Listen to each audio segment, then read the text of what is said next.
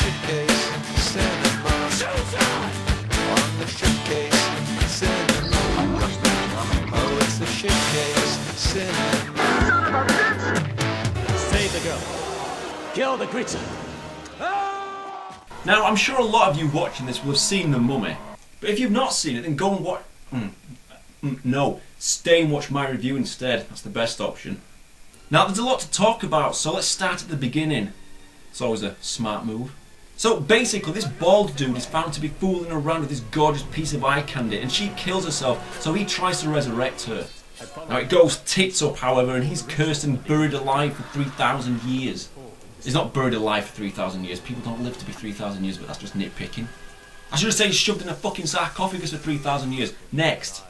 Moving on, there's a battle about to kick off, and hey look, it's only George of the Jungle. Ooh yeah, kick ass. So in short, his best friend Benny runs away. Rude. Lots of guys die, a giant face appears in the sand. Scary. And he walks away into the desert while this Arab and his men watch him leave. So with this being a family-friendly, mild humour adventure, you've got to have a bunch of goofy but likeable characters. Example, that's why I let Professor Bruce hang around. So this is Evie, played by Rachel Weisz. Was it Weisz or Weiss or Wise? Who the hell knows how you say her goddamn name? Now she plays a geeky librarian, and here's another geek, her brother Jonathan. Now cutting a long story short, they want to go to a place called Habanatra and eventually come across our old friend George of the Jungle, who's actually called Rick. Now Evie saves his life if he'll take them to their destination, which he obviously does, otherwise there'd be no movie. Look, he's going for his George of the Jungle look there. Oh, and look who's in the same place waiting. Yep, it's the Arab and his friends. This is 3 years on from the earliest scene, mind you, so he must have excellent fucking staying powers. Now if it was a pub, yeah sure, stay put there for 3 years, I won't question that. But staying in a hot-ass desert for 3 years without moving, you goon! So there's a team of Americans who are after some hidden treasures, and they're being led by Rick's former best buddy, Benny. Well, if it ain't my little buddy Benny. Now he's a slimy little weasel, but he had some comic relief at times, and when you see him taking a beating, you feel all warm inside and very satisfied indeed. Now Professor Bruce only just recently saw this film, and after 30 minutes in, he said, "Is this meant to be a comedy or something?" Yeah, seriously, it took him over 30 minutes in to pick up on the humour. Obvious humour. See, that's what having a PhD does for you.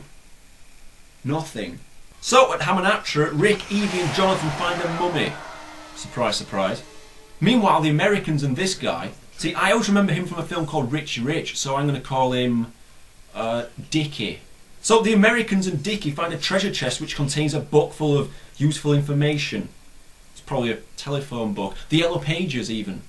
So later that night when Dickie is asleep, Evie steals his Book of the Dead, reads a few lines out loud, and this makes the mummy come to life. No! You must not read from the book! See, I love that performance. Ever since I first saw this film back in 1999 at the cinema, that line has always stuck with me. And of course, when the curse hits home with a plague of locusts, he puts in another great showing. What have we done? Priceless. I love his enthusiasm.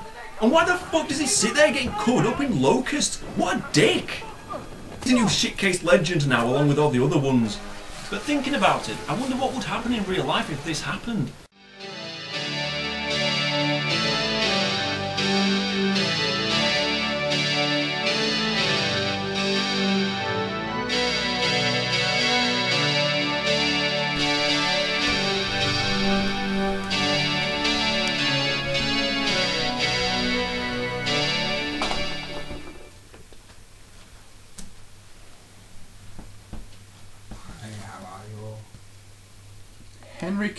Henry Kane walking down the street.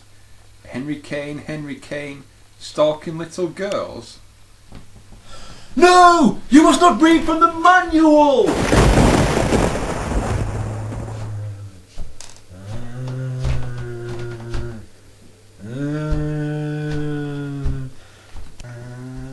Oh, look, it's a mummy.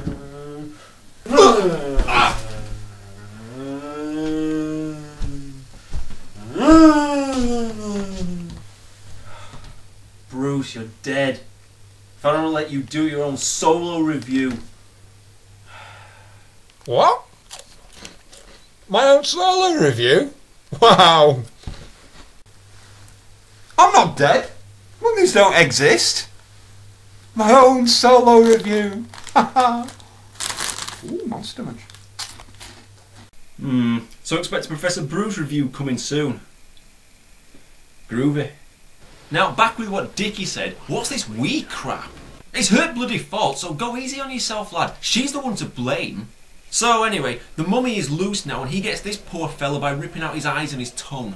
How dare you! I'll tear out that serpent's tongue of yours! He's still alive though, oh yeah. No dying from blood loss or shock in this film, no. It's family themed fun, remember?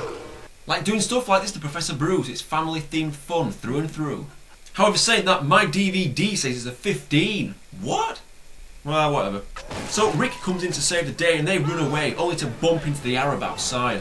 Now he tells them that they're all in deep shit basically, but good old Rick reckons that he's killed the mummy with his shotgun. I already told you I got him. He's well stoked with his efforts. Go on, my lad, party time now. This creature is the bringer of death.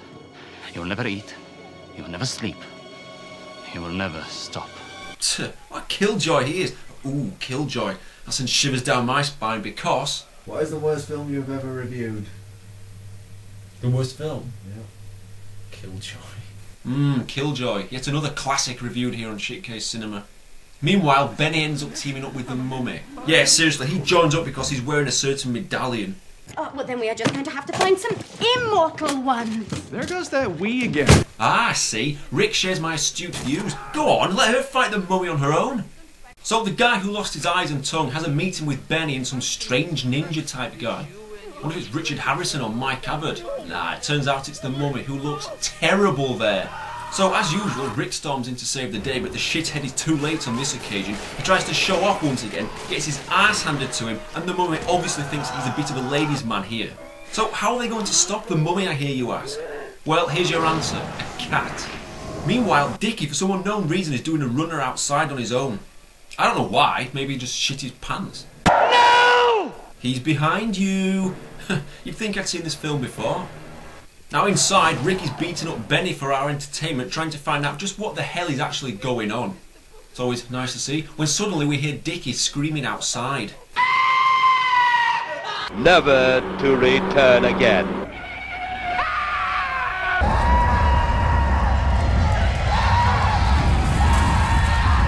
Yep, the poor geezer's dead. Time for another one of the Americans to die now. Hang on, is that Kurt Russell? Nah, because if it was Kurt Russell, there's no way that this would happen to him. Ooh, nasty. So by this point, the mummy has sucked a bunch of people dry and he's pretty much regenerated his human form back into Baldy. So he tries to get some action here from a sleeping Evie. Oh yeah, don't kill her. When Powerhouse Rick storms in again with a cat to shit the mummy right up. So he takes over the entire town now to become his slave so that he can kill Rick, Jonathan, the Arab dude. Oh yeah, he's joined the team now by this point, along with this chap, as they know exactly what's going on. So the escape plan doesn't quite work out while the last surviving American dude falls off the cat and the mummy kills him. And this silly old sod stands around waiting to die, even though he could have easily made it by dropping into the hole with the rest of the team. It's a nice sacrifice though, letting the others get away and hogging all the limelight. So sometime later, how long who knows, what would be the best plan of action, I hear you ask? To find the nearest fat crazy war veteran and get him to fly to Hamanatra? Obviously. So our new team fly away to save Evie. Now the problem is, the mummy's got special powers, so you've got no fucking chance. Look! Ah, but Evie's got an idea though. Look at him, he can't believe his luck. Jammy bastard. So the plane crashes, Rick, Jonathan and the Arab guy are sound as a pound, but poor old Winston is dead and look, he's sinking in the quicksand now. Bye. So now we get into the grand finale, so expect to see the mummy summoning up some dead priests. I just love the noises that they make. They sound like little rabbits or something. Maybe not a rabbit. Ah, no, because if you've seen Cliffhanger, then... See? So they fight them off. Arab dude seemingly sacrifices himself so our heroes can escape. And I have to say that the Arab was probably my favourite character. I mean, when I first saw this at the cinema, me and my friends used to think he was well cool. I mean, come on, could you kick mummy ass like he's doing? Of course you could. So moving on, Rick shows off some more by fighting off hordes of super priests, and he ends up winning naturally. The mummy becomes mortal, even though his fucking arm got lobbed off, and he just kind of slaps it back on there. And then Rick eventually kills him with a sword. Cue the shittiest CGI in the film, which is really odd because this film has some wonderful effects in there, both visual and special. But this seems like they rushed it just to get it finished. So everybody runs away, Benny gets trapped inside the temple and eaten by scarab beetles, and all's well that ends well as Jonathan gets the camel in the end. What? Oh, an Arab dude pops up because he's well hard and survived. So in closing, I kind of like The Mummy, and I always have done ever since I first saw it. It's one of those roller coaster popcorn kind of movies that's just fun to switch your brain off and enjoy it for what it is. And it laces both the comedy and the horror elements well together. So in closing, I'm going to give The Mummy 7.5 out of 10.